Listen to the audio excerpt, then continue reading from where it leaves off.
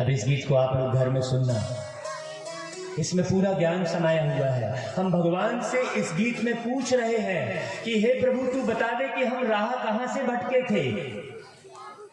इस गीत में है कि हे भगवान तू आकर हमें बता दे। तो भगवान आकर बता रहा है कि तुम सब द्वापर युग से राह भटक गए थे, दो राहें पर भटक गए थे। इसलिए आप सब लोग द्वापर युग के कृष्ण का जन्मदिन मना रहे हैं और हम यहाँ पर भागवत सत्य भागवत अमृत वर्षा में सतयुग के कृष्ण का जन्मदिन मना रहे हैं। और सतयुग के कृष्ण सब कहां बैठे हैं भाई?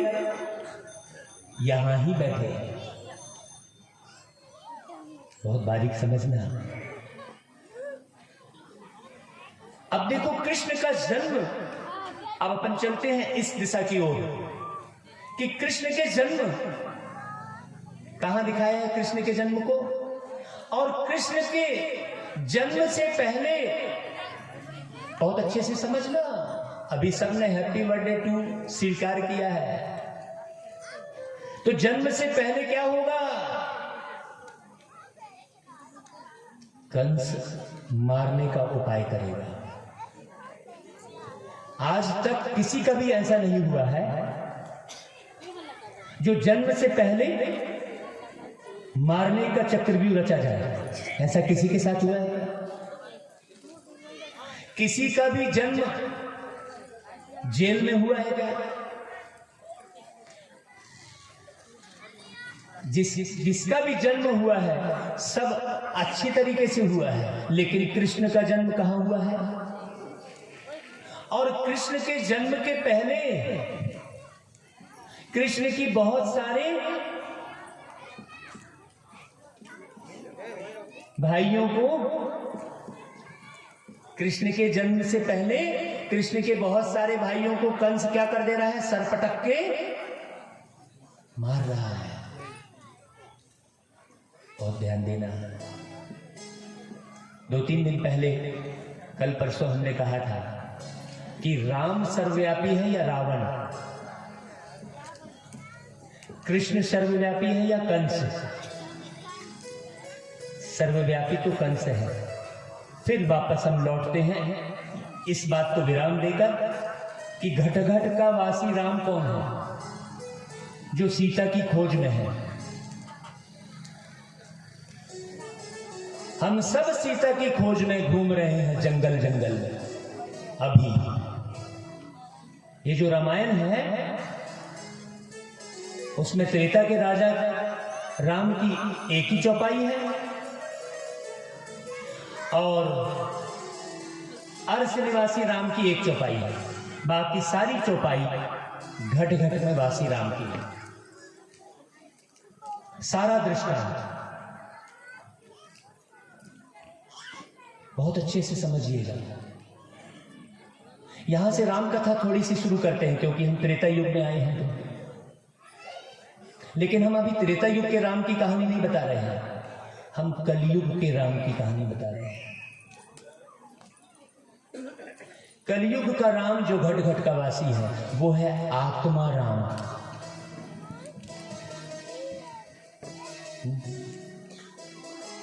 अब आप थोड़ा सा विचार करिए कि जब रामचंद्र जी को कैकेयी ने 14 वर्ष का वनवास दे दिया और यहां तक कि कपड़े भी, राजसी कपड़े भी सब बदलवा लिए, तो रामचंद्र जी जब अयोध्या से वनगमन को जाने लगे तो पूरे अयोध्या में मृत्यु किसकी हुई?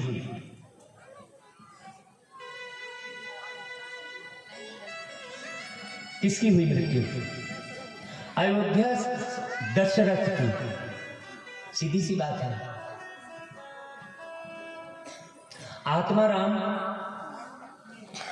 जब भटकने के लिए, जब भटकेगी आत्मा राम तो दशरथ की तो मृत्यु होगी ना, कौशल्या की थोड़ी होगी और सुमित्रा की थोड़ी होगी, कैकेयी की थोड़ी होगी। दशरथ की ही होगी ना। और जब राम, आत्मा राम जब दशरथ को छोड़ के चले जाएंगे तो उसके साथ लक्ष्मण और सीता ही जाएंगे, भरत नहीं जाएंगे, शत्रुघ्न भी नहीं जाएंगे। एकदम सत्य बात है। क्यों नहीं जाएंगे भाई? लक्ष्मण ही जाएंगे। लक्ष्मण की भी तो अपनी पत्नी थी, फिर लक्ष्मण क्यों जा रहे हैं? और सीता ही क्यों जा रहे हैं? और दशरथ की ही मृत्यु क्यों हो रही है? क्योंकि 10 इंद्रियों से सजा ये रथ, ये शरीर है। जब इसमें से आत्मा राम निकलती है तो ये रथ, लेकिन आत्मा के साथ क्या चला जाता है? उसका मन। किसी भी आत्मा रहित शरीर में मन रहता है क्या?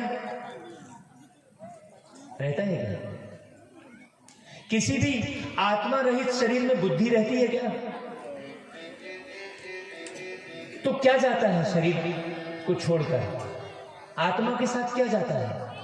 एक मन, दूसरी बुद्धि। ये मन और बुद्धि किसके साथ जाता है? आत्मा के साथ।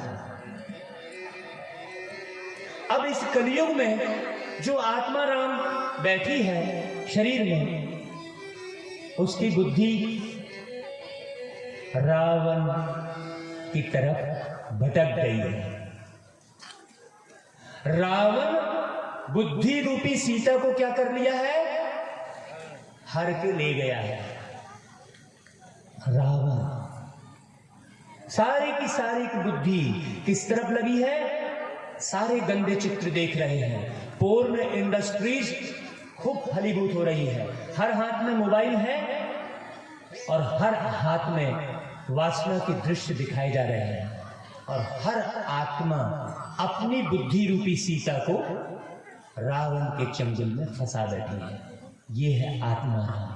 और आत्मा परेशान हो रही है कि बुद्धि मेरी कहां फंस गई? रावण के पास। हर एक व्यक्ति दाम्पत्य सुख कहते हैं, वैवाहिक सुख, उसे क्या बोलते हैं? दाम्पत्य सुख। दाम्पत्य सुख माने दाम मतलब क्या हुआ? मूल्य। जिस विवाह से मूल्यों का पतन हो रहा है, पत्य, ऐसा विवाह हो रहा है। तो बुद्धि रूपी सीता 5 विकार रूपी रावण में फंस गई है और आत्मा सबकी दुखी हो गई है। और वो आत्मा राम उस बुद्धि को ढूंढ रहा है जगह जगह। और उस बुद्धि को ढूंढने के लिए कोई वस्त्र को बदल ले रहा है, तो कोई खाना पीना त्याग कर उपवास रह रहा है। यही कहानी है। अगर मैं राम कथा सुनाने शुरू करूंगा तो एक एक बात आपको स्पष्ट होगी कि अभी तक हम समझ क्या रहे थे। और त्रेता का जो राम है वो तो राजा है, उसके हाथ में कोई धनुष बाण नहीं है। त्रेता के राजा राम के राज्य में किसी को सपने में भी दुख नहीं था। यहां तो राम ही खुद दुखी दिखाई दे रहा है। रामायण में राम ही खुद दुखी है। राम तो दुखी दिखाया है और कृष्ण जी को कभी दुखी नहीं दिखाया है। दिखाया है क्या? बताइए। इसलिए कहा जाता है बहुत गहरे से कि कृष्ण के कर्म को समझना है। कृष्ण कौन, राम कौन, ये सब बारीकियां हैं। इस गहराई को समझने के लिए हमें परमात्मा की वाणी को निरंतर सुनना समझना होगा। निरंतर, ये एक दिन की बात नहीं है। रामायण के एक एक पात्रों का जो वर्णन है हमने YouTube पर आध्यात्मिक रामायण के नाम से YouTube पर हमने वीडियो डाले हैं। एक एक दृश्य का वर्णन किया है जिससे आपको पूरा स्पष्ट हो जाएगा और आपका ध्यान और आपकी बुद्धि निराकार परमात्मा में लगेगी। जब तक आपकी बुद्धि निराकार परमात्मा शिव में नहीं लगेगी, तब तक आपका जीवन मार्कंडेय ऋषि की तरह नहीं बन पाएगा, आयु नहीं बढ़ पाएगी। इसलिए बीच में मार्कंडेय ऋषि की कथा हमने बताई थी। तो एक एक बात क्लियर करने के लिए हमें इस ज्ञान को बहुत अच्छी रीति समझना होगा। और ये जो भागवत कथा समाप्त होगी, उसके बाद एक दिन हम पंडाल और रख सकते हैं, यदि तो रखेंगे, नहीं तो 8वें दिन इस प्रदर्शनी में सभी लोग आएंगे और इस प्रदर्शनी को बहुत अच्छी रीति समझेंगे, जिसमें परमात्मा शिव का सच्चा गीता ज्ञान समाया हुआ है। चित्रों के माध्यम से आपको बताया जाएगा। लख 84 की जो बात चली थी, वो 84 जन्म कृष्ण लेता है, परमात्मा नहीं। परमात्मा तो अजन्मा है। 84 जन्म कृष्ण लेता है और 84वें जन्म लेते लेते वो श्याम बनता है। तो द्वापर युग में 42 जन्म, द्वापर युग में 21 जन्म, थोड़ी सी गलती हो गई, और कलयुग में 42 जन्म। इस प्रकार ये पूरी सृष्टि का जो चक्र घूमता है, इसमें 83 जन्म और 1 जन्म ये संगम युग का, जब हमको परमात्मा का परिचय मिलता है। ऐसे 84 जन्म हम चक्र लगाते हैं, 84 लाख योनि में नहीं भटकते। तो जोरदार तालियां बजाइए कि इस शरीर को छोड़ने के बाद आप मच्छी, मक्खर, कुत्ता, बिल्ली नहीं बनने वाले हैं। हमने एक गीत सुनाया था कि जैसा सोचोगे तुम वैसा बन जाओगे। वो गीत हम लोग अभी तक मानते हैं 84 लाख योनि है। हाँ, यही गलती आपने जो बता रहे हैं जी जी, 84 बस 84 जन्म होते हैं। और चौपाई भी यही बोल रही है, लख 84 बोल रही है, लाख 84 नहीं बोल रही है चौपाई। वही बोल रहा है। लेकिन हमने लख को लाख समझ लिया और अंदाज लगाने लग गए, अंदाज लगाने लग गए। तो जैसा सोचोगे तुम, यदि आप सोचोगे कि यहां से निकलकर मुझे रसगुल्ला खाना है, तो कहां जाओगे? शराब की दुकान में जाओगे क्या? आप मिठाई की दुकान में जाओगे ना? तो जैसा सोचोगे तुम वैसा मार्ग आगे बनोगे। तो क्या कभी कोई इसमें से, आप में से कोई सोचता है कि यार इसके बाद में मच्छर बनूंगा यार, सबसे बढ़िया रहेगा, सबका खून चूसूंगा, ऐसा कोई सोच रहा है क्या? सोच रहे हैं? अरे खून तो अभी चूस रहे हैं सब एक दूसरे का, मच्छर तो बने चूहे हैं, संस्कार मच्छर के हैं, खून चूस रहे हैं कि नहीं चूस रहे हैं एक दूसरे का? सोचिए आप। तो मच्छर के संस्कार हैं सब में, मच्छर नहीं बनते हैं कोई। जैसा कर्म करते हैं वैसे संस्कार बनते हैं। है बड़ी बात समझने की। तो ये बात पूरी पक्की हो गई कि आप 84 लाख योनि में नहीं भटकते। जब तक ज्ञान ही समझ में नहीं आएगा, तब तक ज्ञान सागर परमात्मा समझ में कैसे आएगा और बुद्धि कैसे लगेगी? मैं आपसे पूछूंगा, एक जरा माइक दे देना किसी भी भाई साहब को।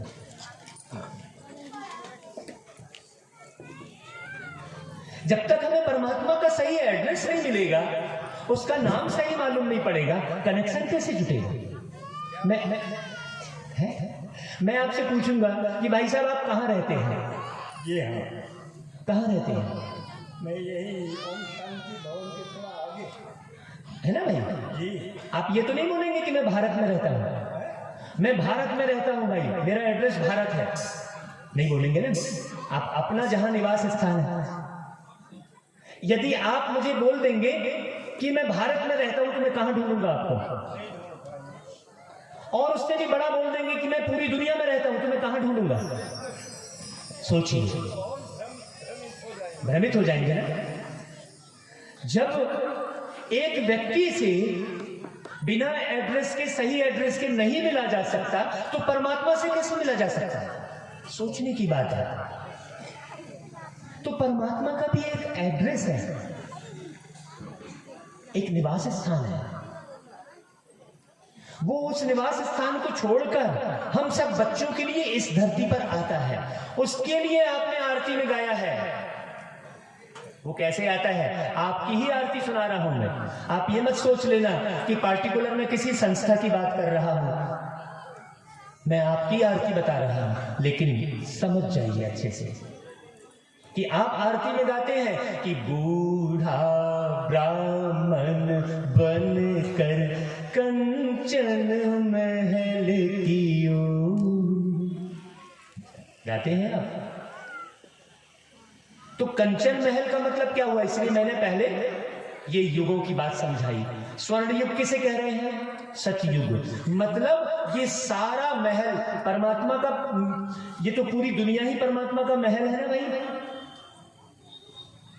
इस पूरी दुनिया का मालिक तो परमात्मा है ना।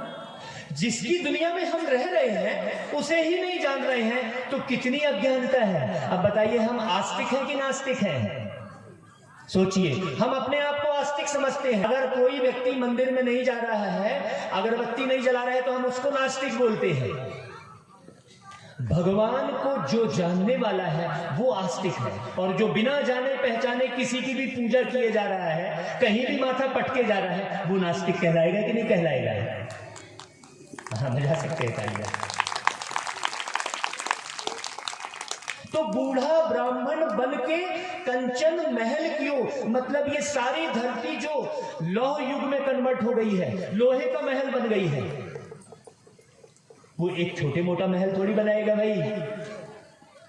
हम बहुत बड़ी भ्रांतियों में जी रहे हैं। इसलिए मैंने कार्ड में पहले से ही छपाया है कि दुनिया में बहुत है भ्रांति, इसलिए सबसे कोसों दूर हुई सच्ची सुख शांति।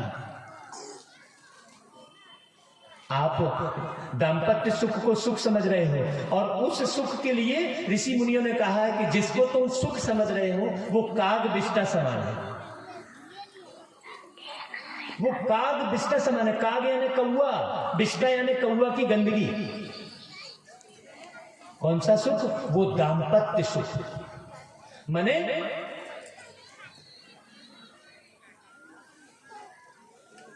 दाम यानी मूल्य, मूल्यों को गिराने वाला सुख। मूल्य पूरे गिर चुके हैं, है मूल्य अभी?